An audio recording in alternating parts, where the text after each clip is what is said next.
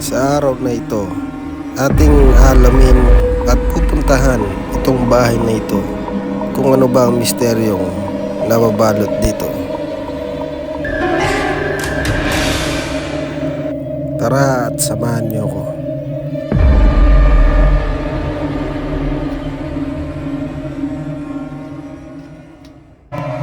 Ngayong araw na ito, ating pupuntahan itong bahay na ito. At hindi ko alam kung ano ba meron dito. Tara, sama-sama tayo, alamin natin. Tignan ko ang paligid nito.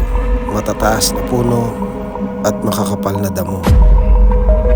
Sa palagay ko, itong bahay na ito ay isang abandonado na. Alamin lang natin kung meron bang kakaibang meron dito.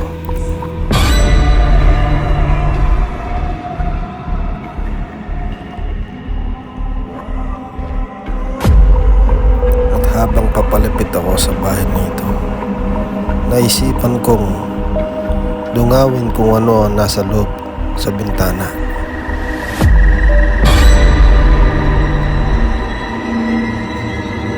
Ngunit tumuloy pa rin ako. Naisip ko na lumingon-lingon pa rin dito.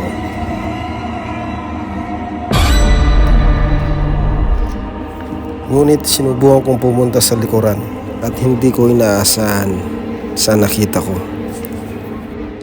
Ano kaya meron dito, guys? Ang bukas yung pinto, guys, eh.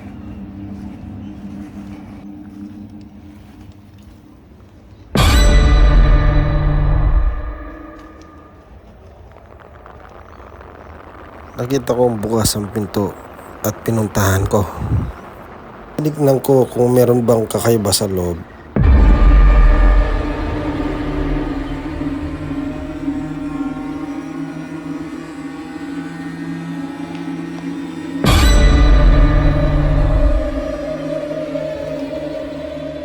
Sa oras na ito, naglakad-lakad ako. Tinignan ko ang paligid. At sa aking paglalakad, nakita ko itong mga basag na salamin. Kakaiba.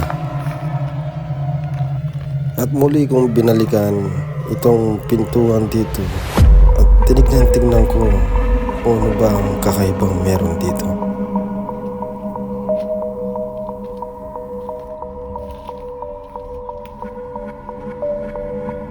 At naglakas ako ng loob para buksan ang pinto.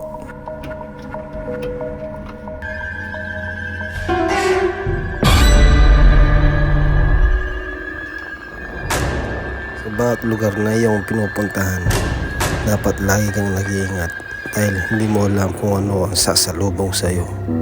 So hanggang dito na lang tayo. Sa palagay ko, itong bahay na ito ay abandonado.